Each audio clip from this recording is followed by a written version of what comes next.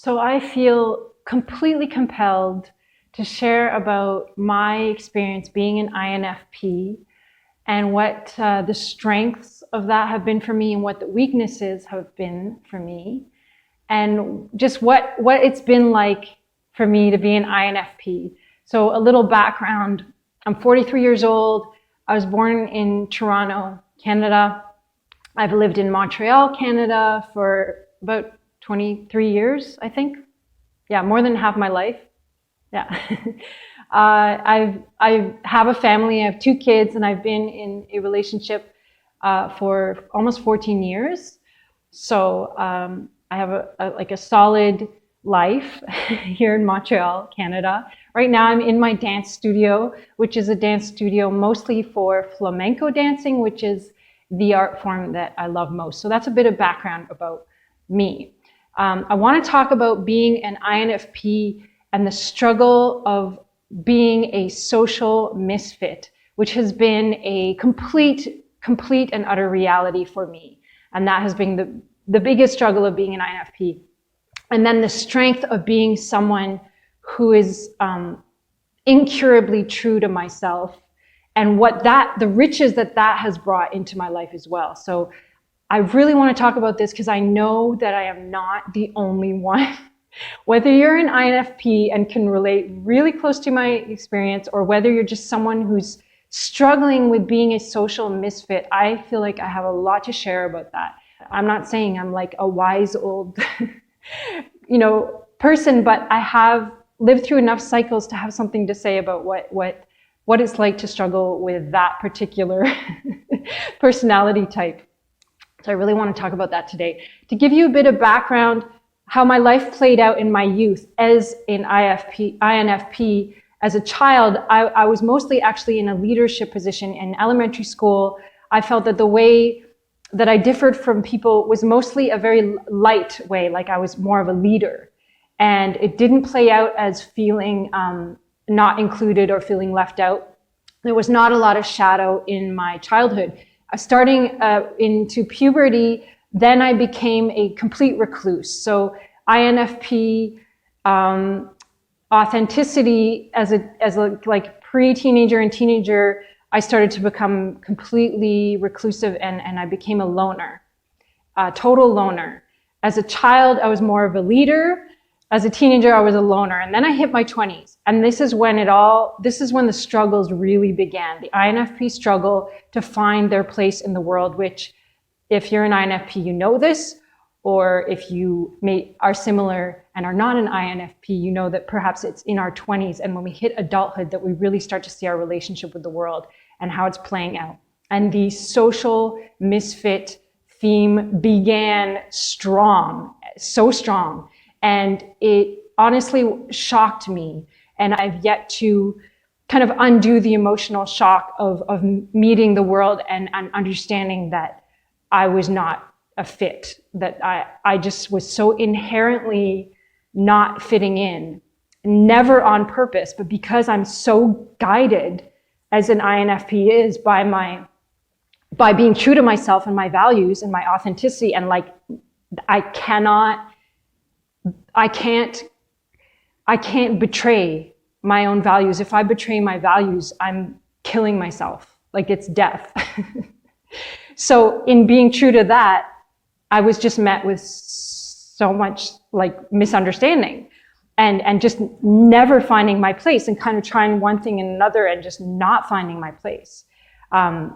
So what that's been like for me, the social misfit lifestyle, 2 things emerged, and I'll call it like the light and the shadow. One, the strength of my friendships and my intimate life is unsurpassable. Like I have the best friends that anyone could ever wish for. The depth, the longevity, the inspiration, the support, the truth, the authenticity, the acceptance, the closeness, like the people that I'm surrounded with in my intimate life, the friends that I have are like my favorite people. I love them. I admire them. It's good. Like I have amazing friendships and I always have. I have a few that even started, you know who you are, they even started in like elementary school or beginning of high school. But also, most of my friends started in my 20s, but those relationships have been so fulfilling, so lasting. I consider that like one of the incredible successes of my life. And it's something that came easily to me. And I do think that it's a product in part of the INFP strength, which is being so authentic and true and accepting, right? Like, we're really connected to who we are. And so we can build these very, very deep, fulfilling connections. And I have. And so I want to celebrate that, including with my family, my kids, and my partner of almost 14 years. Like, that's some solid, solid relationships. Another way that INFP strength has played out for me is that I've been really supported because I'm being so true to myself. Life has supported me in that. I haven't had to, fight to be true to myself. My parents have supported me in being true to myself, and circumstances, financial circumstances, literal physical circumstances, because I was so clear that I wasn't going to betray the truth of who I was ever and my values. I've been very supported in that. So even as you're looking at this studio around me, this is a space I've had for almost 10 years. It is such a support system for me to be true to myself. And it came into my life very, very easily. And it's relatively inexpensive considering what a person can pay for a studio space in like a downtown of a city. Now, where the shadow begins and the struggle begins is trying to fit myself into the world. I have yet to do it. I'm in the process right now of trying to bridge a relationship with the world where I have a real place in it, but it's been ongoing. And my close friends know this about me, that it's been really, really, really lonely. And I'm saying that because I want to send out compassion for people living with this kind of pain, because it's very real. Like, we can talk about it all we want, but the pain is real. Like, when you're lonely and not fitting in, it's dark, it's heavy. And I'm saying this to give you all a hug, anyone living with this reality, because it is something to be this lonely. It's not nothing.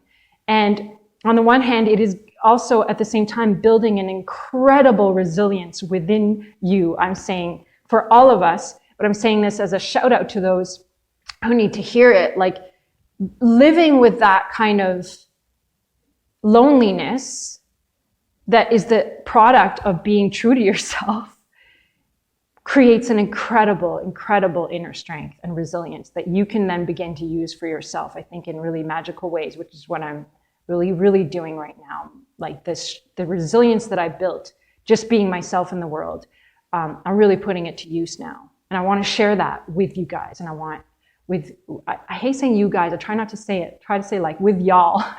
It's just a little bit too, right, male-centric. The vocabulary, sometimes I just want to be a little more inclusive. So I try to say y'all instead of you guys. Anyway, that's a side note. But, so that's what I'm saying.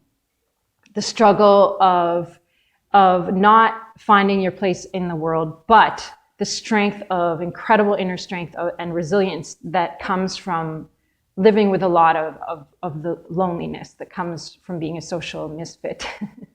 Now, what I just want to bridge into, so I really want to talk about that pain, and I want to shout out the compassion, for people living with this, and shout out the acknowledgement of the strength that it takes to walk through life this way. And now I'm kind of going into a space where what I'm interested in exploring, and I kind of want to join forces with others interested in exploring this with me, and I already have with some of my close friends, but it's like, how do we bridge into the world with our revolutionary ideas, with our artistry, our creativity, and being unique individual thinkers who don't fit in? How do we make a bridge with the world? And one of the main things that I'm interested in right now is, how to bend like bamboo so that you are still rooted in your convictions and in your values. You're really, really, really deeply rooted, so that nothing can move the things that are most important and crucial to who you are and what you want to put into the world, so that you do not compromise on the integrity of yourself and the integrity of what you want to add to the world, but that you become capable of bending like bamboo or bending like branches in the wind, so that you are able to reach more people, and you are able to find places where you can like flow into the world, the external world, with your integrity intact. And that's what I'm working on right now. And I'm just sending out this invitation for all of us to sort of gather in, because it's time to create a new world. If there was ever a time for an INFP to shine, it is now. The old world is crumbling. It's time to create a new world. And it takes people that have unique vision, and it takes people that are true and in integrity and unbending in important ways to create a new world, a new vision for humanity that inspires us all and that is less painful than the one that we've created right now. And I really just wanted to shout out that message today. And I hope that some of you have felt included in this conversation and have felt seen. And I want to say, I see you, and I see you, and I see you, and I feel you, and I'm here. I'm here, and I'm listening. Misfits unite. That's what I'm saying.